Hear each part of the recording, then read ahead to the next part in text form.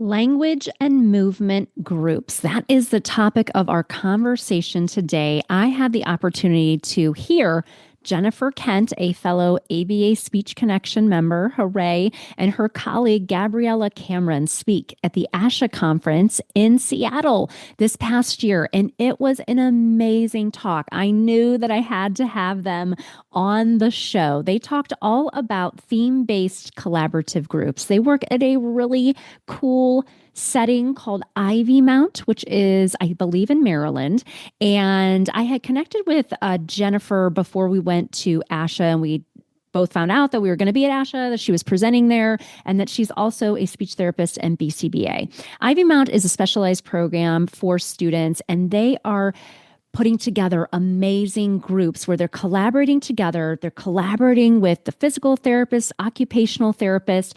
And today we're talking all about how do they set those groups up? What is the general framework? How are they taking data? Another really cool topic they talk about is skill exposure instead of skill mastery. We know that we want to expose our students to a variety of skills and give them opportunities to be motivated to come to group and learn. This is an amazing conversation where you can take away their framework and start utilizing it in your own therapy room, in your own classroom. I don't think this will be the last that we hear from Jennifer and Gabriella. They have a lot of great things in store for this group. And I think it's amazing that Jennifer is part of the ABA Speech Connection, our CEU membership for speech therapists, BCBAs, parents, and RBTs and students. Just such a collaborative group of people who are really supporting students with complex communication needs. And you can just tell from this conversation and when I met them in ASHA, they really care and love what they do. I spent a lot of time online, you know that, and so I see the good, bad, and ugly of people not being so happy in their current work setting. These people are excited to be speech therapists and to be duly certified. So I know that you will be inspired by this episode. I'm Rose Griffin, a speech therapist, board-certified behavior analyst, and founder of ABA Speech. It wasn't all that long ago that I felt overwhelmed by providing therapy for my autistic students and any students who were not yet speaking. Fast forward through many doubts, tears, research, and courses, and you will see the framework that I use today and share with over 60,000 readers weekly. One that will help you support your students and feel more confident in the process. I created the ABA Speech podcast to give you simple, step-by-step strategies to help you reach all of your students wherever they are on their communication journeys. If you're a speech therapist, BCBA, RBT student, or parent who's looking to help all students develop a way to communicate with the world, you are in the right place, friend. Let's get started. Welcome to the show. We have a great conversation today with Jennifer Kent and Gabriella Cameron. Thank you so much for coming on to the show. Thank you so much for having us. Yeah, we're so excited. Last time I saw you, we were in Seattle. We did it. We did ASHA. It was a great experience. And was that your first ASHA for you guys? No, I believe that was my fourth. I think Oh, that was wow. the whole batch I've been to. Okay. It was my third, but first time Okay. presenting. Yes. So, First time Okay. Yeah. Yeah. I mean, ASHA is a whole thing, like I started going the first year I went, it was in LA and I had just started ABA speech and I didn't know anybody and I went by myself and I've met some friends that I'm still friends with today that I got to, see in Seattle and things like that.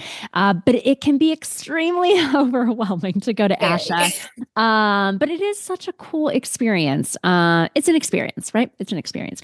But it is a big deal. So how did and I had this really cool experience of being on the ASHA autism committee. I did that for a couple years. I think you get invited, I believe, because they just, sent me an email and said, would you do this? And you get to review different presentations for those different strands, like when you submit a proposal and things like that. So it's kind of cool to see the inner workings of how the conference comes about because, there's just so many sessions and there's a lot going on when you go to ASHA. So how did the idea of presenting at ASHA come about for you guys?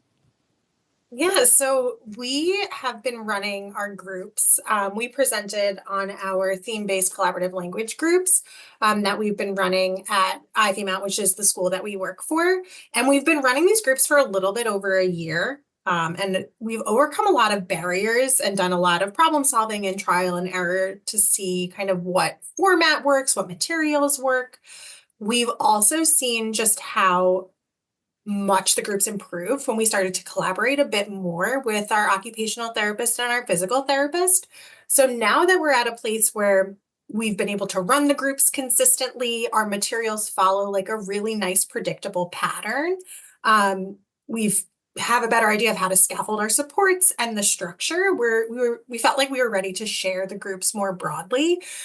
So we kind of were just like, hey, I think we're doing something really cool. I think we figured out something really cool that let's just submit a proposal to ASHA and kind of go from there. So it was our first time ever presenting about our groups, but we're really happy that we did. Yeah, and it was a we connected on just Instagram and I don't know, we were just like, oh, I'm going to be there too. And I'm dually certified. And I was like, oh, and then actually worked in my schedule. I was able to come to your talk and it was like standing room only. It was almost overflowed. So kudos to you because that's always like, you're like, oh my gosh. Okay. But it was great because you guys had videos and it's just all the things that I like to do as a presenter. You guys did with like real life stories, videos, and it was really cool. And I think group therapy is something that all of us really, like I just did a talk on Friday for like a all day talk for a group in New York State. And there were a lot of questions about group. And I wasn't specifically going over group, but I have a whole talk about group. You know what I mean? And so I think it's something as speech therapists, we're always tasked, whether it's something where you're working in a more specialized program like yours, which I'll ask about in a second, or you're a school based SLP where you're trying to differentiate instruction or going into a classroom. That's just something that not everybody feels comfortable with, or that you always want to have new tools in your toolbox and how to reach students in a group. So tell us a little bit about Ivymount, though, because I loved learning about it. I worked at a place that seems extremely similar. One of my best friends owns a non-public program here called KidsLink, and it's very collaborative. And we see students who are not educated in a public school. They come to our school for their schooling. That's their least restrictive environment. And so before I started my business 8 years ago, I always kind of divided my time between that type of program and a public school. I think that's why I like talking to both people that are clinical and school based, because I feel like I have a little bit of an inside role into what you're doing. But can you tell us about Ivymount and what you guys do there? Yeah, absolutely. So it kind of sounds a little bit similar to the experience that you had. And so we are a non-public, publicly funded school, special education school. So we do serve students from 5 all the way up to 21. And we have a couple different programs. And we basically, our students, it depends on what kind of instruction that they need.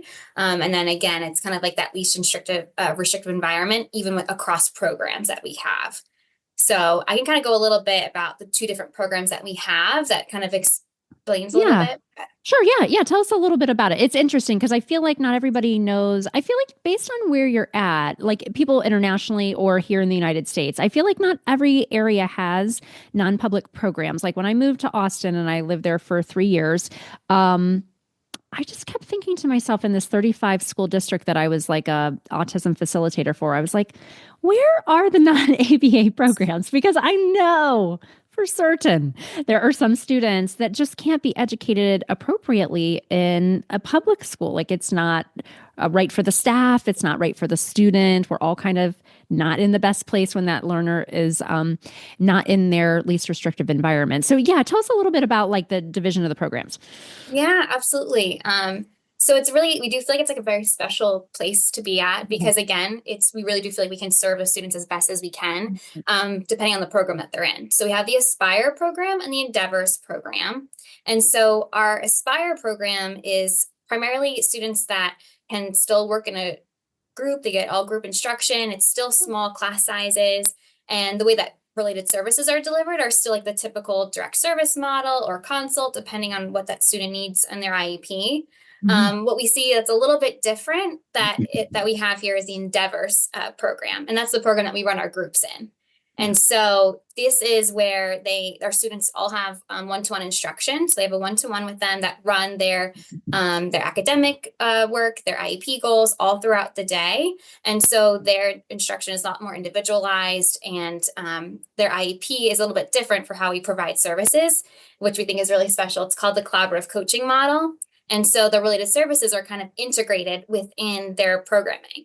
And so it's listed as consult on their IEP, but basically we help train all the staff to run their different goals that are related to speech and language.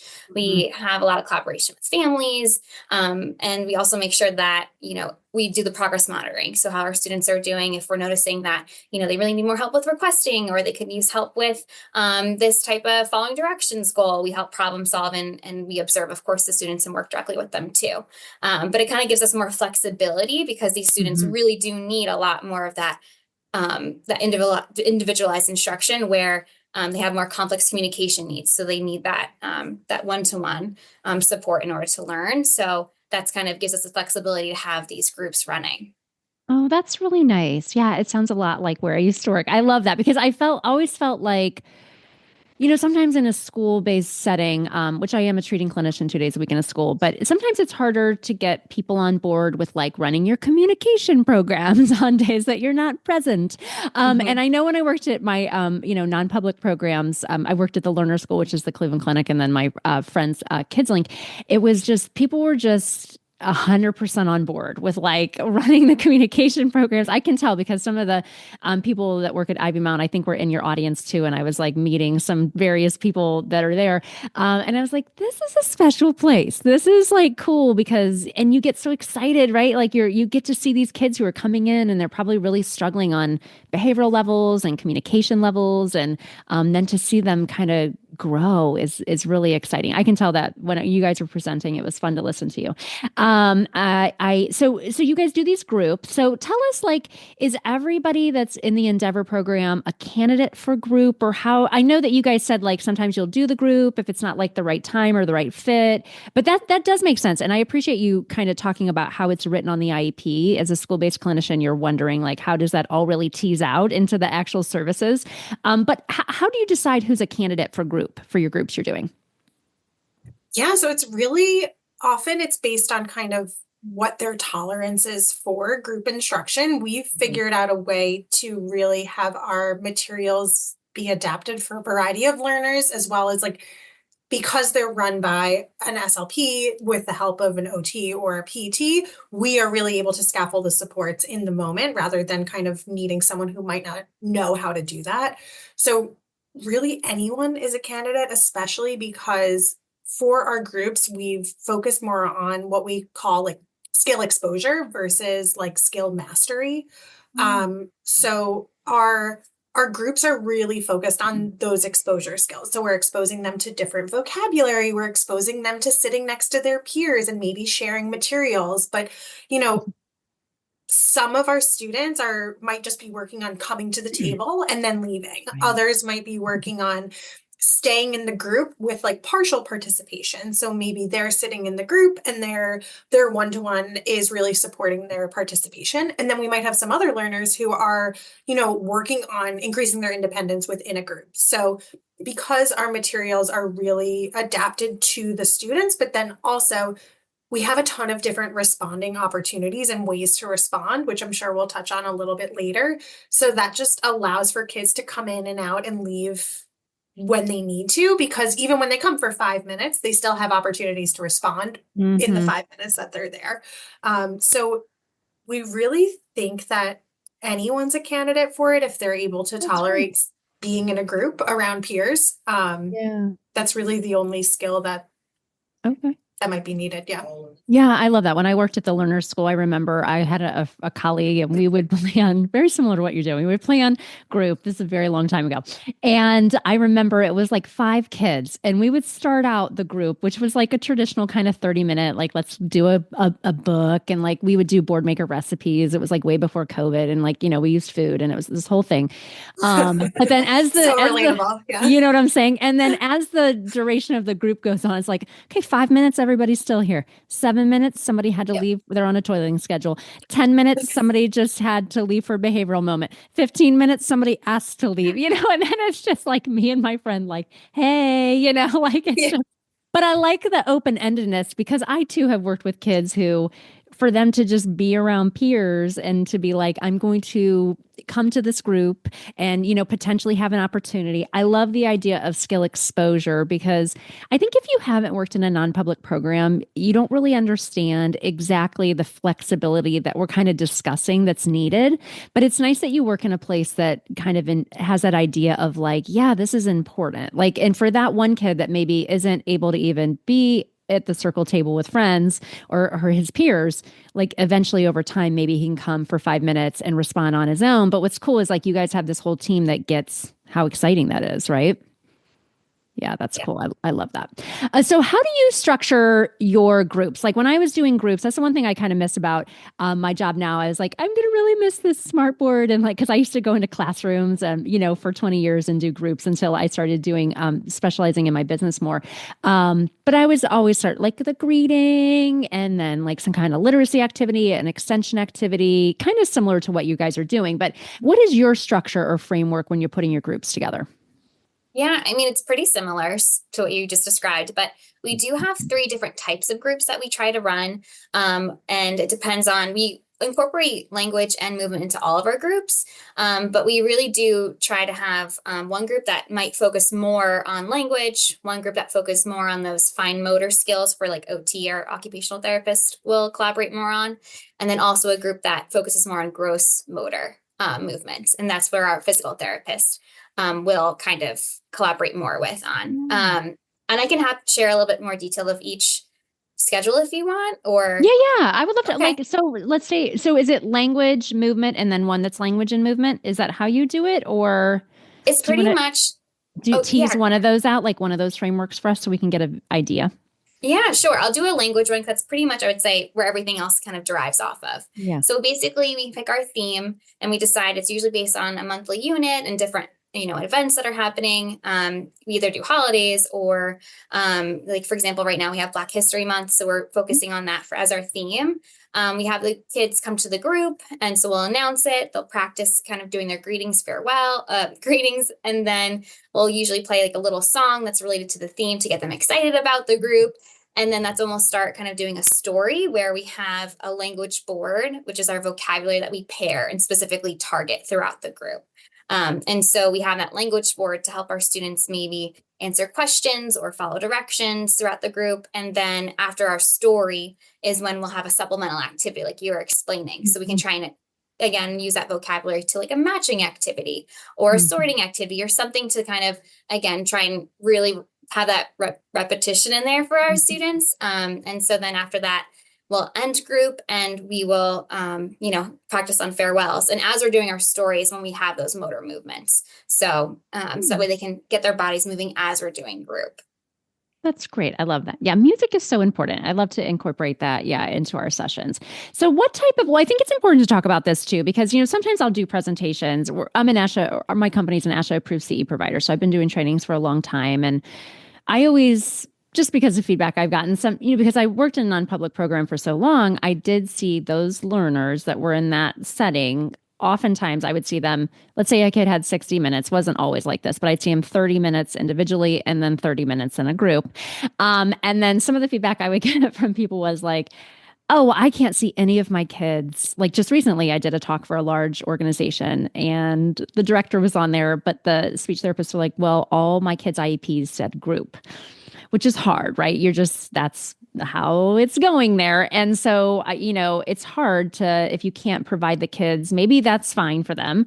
But I think people are kind of struggling with that. Now, when I would go in to do group, like it was a choice because it was a great way to see a lot of the kids, but their goals really said like, this is a group therapy situation to hit these goals. But I've been very lucky, or chose the right places where I always had a lot of support. So if I was working in a non-public program, those kids had one-on-one people with them, RBTs now, because, the kids usually engaged in unsafe problem behavior. That's why they were particularly coming to where I was at. But if I went into the school, we would have paraprofessionals too. The expectation is that they would stay to help facilitate language and things. I know that other people that are listening are like, that would never happen in my work setting. Like, I don't have anybody to help me, because that's unfortunately the truth. But tell us, in your more specialized program, which I think is good for people to understand. If you work in a school, you may not understand kind of how a specialized program works. So what type of support do you have? Like, let's say you guys are going in to do a group. What does that really look like? What's the ratio of like kids to adults? Yeah, absolutely. So typically, and we are incredibly blessed with our staff to student ratio. It is, due to the needs of our students. Yeah. So if we are running a group, typically it's the speech pathologist is there. If it's an OT activity, the OT will also be there. And then if it's a PT activity, the PT will also be there. And then you typically have anywhere from like 3 to maybe 6 students in the group, and then each student has a one-to-one with them, kind of sitting behind them. The idea is that there is a group leader, and that the group leader is the one who's running it. And if, directions need to be differentiated from it being a group direction to an individual direction, typically the SLP or who's ever running the group will make that call. But then what the one-to-one instructors are really there to do is just, support their attending, support their responding.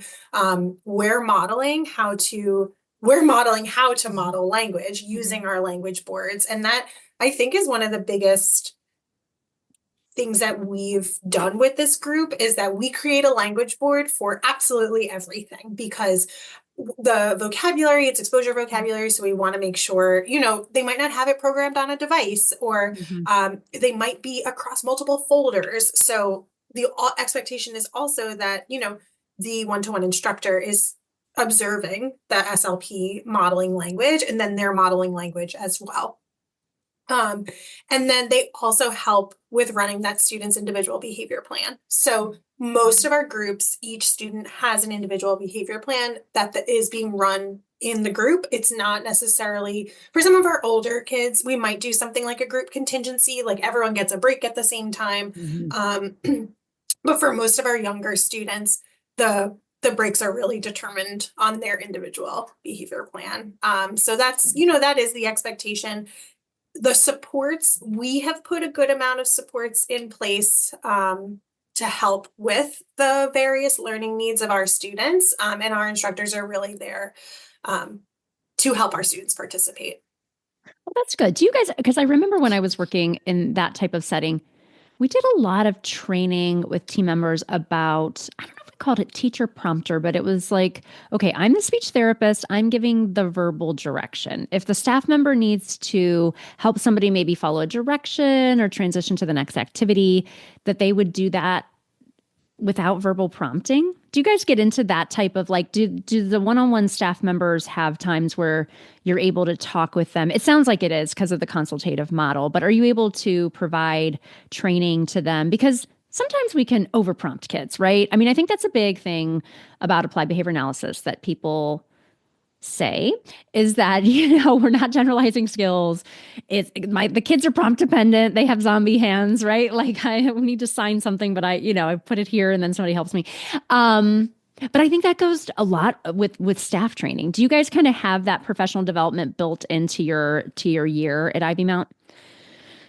Yes, absolutely. So our staff receive a ton of training, especially like the onboarding training. So we do offer, the 40-hour RBT training before staff start, that they all go through that didactic training. We do an intro to speech and language training that involves, like practicing different skills. We talk about, different speaking strategies to support our students, contriving natural opportunities for language. We talk about prompting, a little bit of least to most versus most to least, different types of prompts they might use. It's a pretty big onboarding training. And then throughout the year, we have additional training. So let's say, like you said, maybe staff were over prompting a student in a group, or we noticed that one group, they were really struggling with supporting the students. We could then schedule more of an individualized training for that classroom of like, here's a group instruction training for language groups. Mhm. But I also do know that more broadly, because this is not the only group that is being run for these Mhm. students, that these one-to-ones are receiving, group instruction trainings of how to prompt a student, how to support a student in group, Good. and things like that. Okay. Yeah. Cause that's something we always kind of discussed. And okay. I love that. So how do you, I'm always, thinking about data because data is very important being a speech therapist and BCBA, you know what I'm saying? How are you gathering data? I think sometimes that's hard. When I was going into the classroom and I was doing group, like I had every year, like I'd revamp my data sheet just a little bit, based on the learners, based on the goals, but I always wanted to have something that when I sat down to do my progress reports, I could reflect what was going on so you could actually visualize it just like we can probably visualize your groups, but how do you take data during your group time? I think that can be a struggle for people. Definitely. And again, we're in a very lucky situation where our instructors, the one-to-ones, are actually taking the data Mhm. on across all their goals. So sometimes the students have individual targets that could be in group, like coming Mhm. to group, tolerating work demands, Right. responding to social pleasantries, requesting, answering WH questions. But in terms of like speech and language IEP goals, we're not always focusing on those in those groups. We're really focusing on Mhm. more of the exposure skills. And so the instructors are still going to be taking data depending on Mhm. what that student has in their IEP, their goals. But we're not usually taking data because we're lucky that we have the support of the instructors that can Sure. do it in the moment. That is something that we hope to do next, is to actually take Yeah. the data on this acquisition of Right. what's helping this group. Like, are they really kind of maintaining this vocabulary that Mhm. we're exposing to them? And so that's kind of our next project, is to see how effective are these groups by taking the data to Yeah. see. Yeah, I love that. No, that was helpful. That was my same, I lived that same experience. All my kids, do they keep paper and pencil data or are you doing online data collection? So we do fully online data collection. Okay. All of our instructors have, an iPad, and they're taking data Yes. on Everything. everything that the Yes, right. students are doing. Yes, I remember And that. then we all have access to that data. We can look at the graphs and we can look at the Okay. programming and Yeah. so Yeah, that's so nice. I'm so much older than you guys, but I remember taking paper pen. I remember I was a speech therapist in a general school and then I worked at this non-public program. Then I transitioned into an autism program in a public school and I had a speech therapy assistant and we were keeping handwritten data. It was before, Central Reach and a lot of those places where you can capture data. And we were graphing data. And I felt so proud about that because that was like over 20 years ago. But we had that visual analysis. I mean, that's how that your stuff is working. Before I ask my last question about your groups, can you just really quickly give us with your framework, like what would be an example of either like a fall group or your Black History group? Like what would that exactly look like? What would an activity flow look like for those groups? Yeah. So the first thing that we'll do is, again, we pick that theme. So right now we actually I created, and also another SLP, Natalie, that we have on our team that works fully in Endeavors. And so we started doing a lesson on Martin Luther King Jr. Nice. And so basically we did was first identify the vocabulary that we wanted for that group. So Hmm. we found another story about Martin Luther King and then we modified it. So that was a Hmm. little bit simple. The structure, it's just not visually overwhelming for our Hmm. students. It's just about one picture and a sentence on each page. Hmm. So first we modify the group, and then what we do is we create the language board. And that language board had words like Dr. Martin Luther King, February, Black History Month, Nobel Peace Prize, I Have a Dream speech, all the different things that we wanted that we're teaching in that story about Hmm. Martin Luther King. And so then once we created that, so what happens, they come to the group, we had a little song that went along with it. Hmm. And then we started doing the group by going over the story, and we would ask some WH questions like, Hmm. who gave the speech? And they Hmm. have that then opportunity to respond, vocally, or maybe they want to use the language board. So we have that Hmm. support there as well.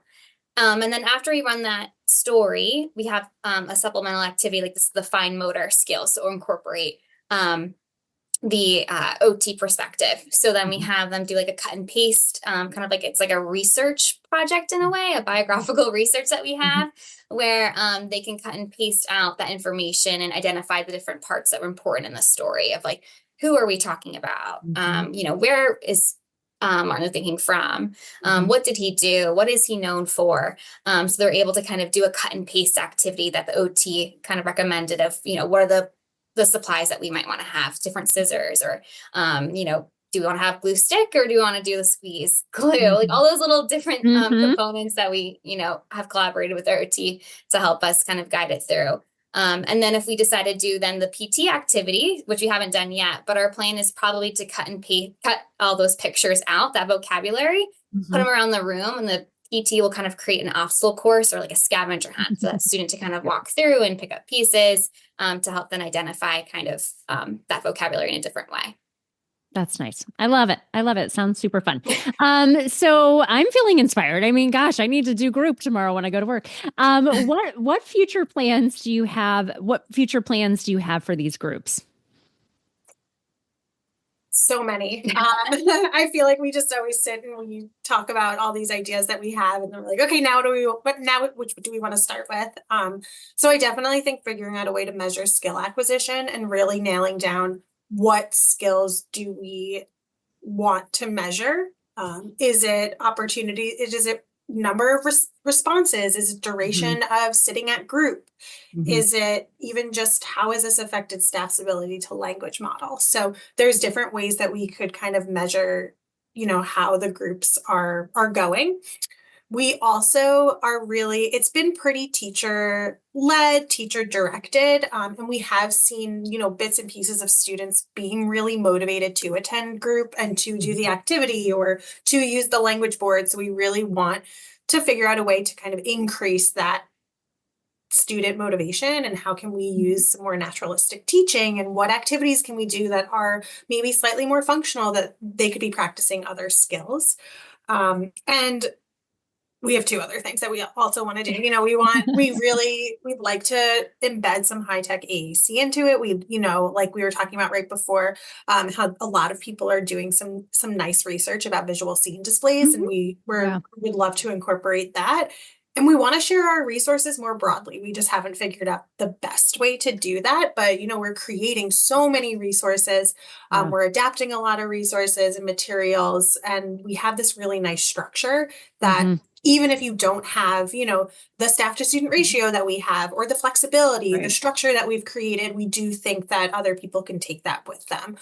So, those are just some future directions. We kind of have to pick which one we want to start with. We obviously can't do it all, but there's always ways that we can grow, and, we're excited to keep going with it. Yeah, no, I love that. Well, thank you so much. Thank you for presenting at ASHA. It was a great session, and thank you for coming on the show. It was great to connect. Yeah, thank you so much for having us. Thank you so much.